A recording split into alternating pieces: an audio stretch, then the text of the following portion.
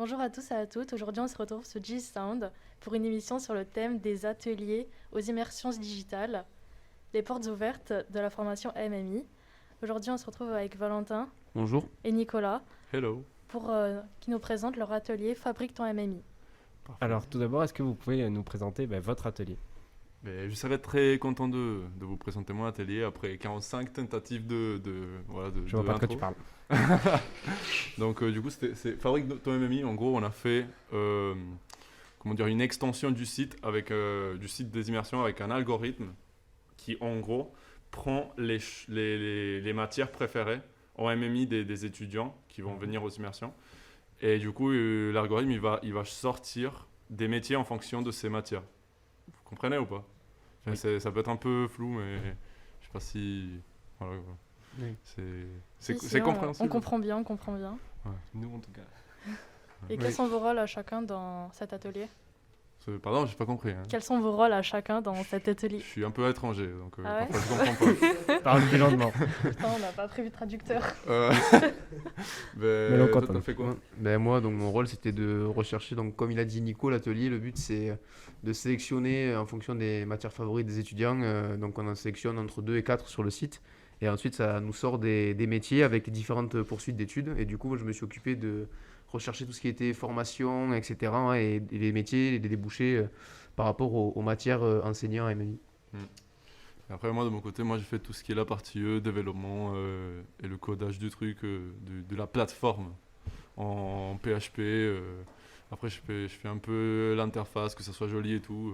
Voilà. Ok. Et est-ce que votre atelier il est disponible donc en présentiel mais aussi en distanciel? Oui. Ouais, normalement c'est un atelier fait pour le distanciel. Genre, normalement, on rentre dans le site des immersions et on peut le trouver là. Mais Ok. si jamais on fait les immersions en présentiel, il est parfaitement accessible. Genre, par exemple, l'année dernière, il y avait des ateliers pour lesquels il fallait se mettre dans les ordis de l'IUT. Donc, il n'y aurait pas de souci si c'était en présentiel. Ok.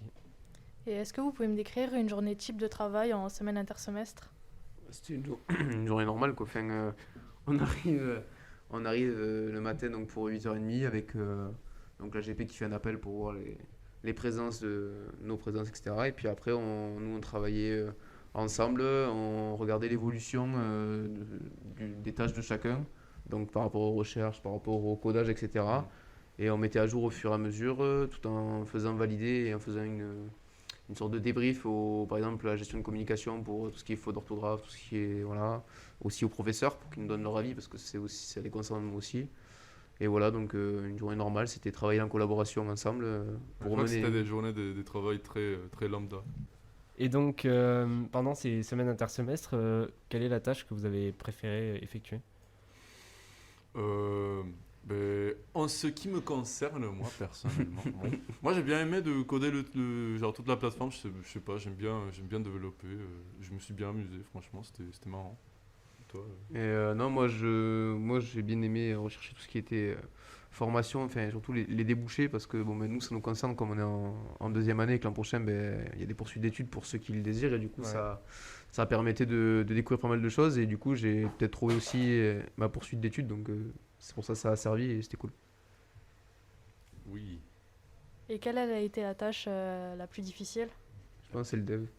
Le dev, non, je crois que le plus difficile c'était de mettre les informations, genre tout ce qui est le contenu.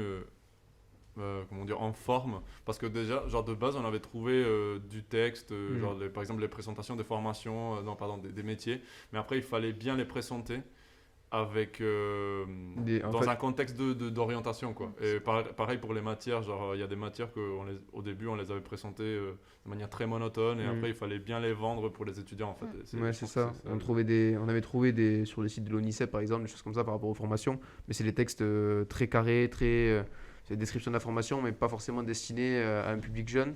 Et du coup, on a retravaillé tous les textes avec nos mots, etc., pour que ce soit plus compréhensible et que ce soit plus clair pour les étudiants.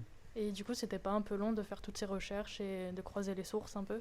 L'atelier, on l'a fait en une semaine. Donc, Ouais, en vrai, ça, on a vite fini. Ouais, On a bien optimisé le C'était temps. efficace. c'est ça. Ouais, bien sûr. Eh Voilà, bien quoi. sûr. Toujours. Oui. Et est-ce que vous pensez avoir acquis des compétences pendant ce projet? On a travaillé, quoi. Peut-être en gestion de projet. Je Ouais. trouve qu'on s'est bien organisé. Ouais. Genre, on s'est bien réparti les tâches. Ça, c'est- Franchement, Niveau organisation, ben, justement, puisqu'on était organisé, on a pu le finir assez rapidement, l'atelier. Et c'est vrai qu'en gestion de projet, on était quand même. Ouais. ouais. Eh ben, merci beaucoup d'avoir participé à notre émission.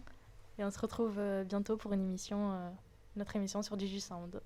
Merci beaucoup. Merci. Poutou poutou. Bisous. El Pepe.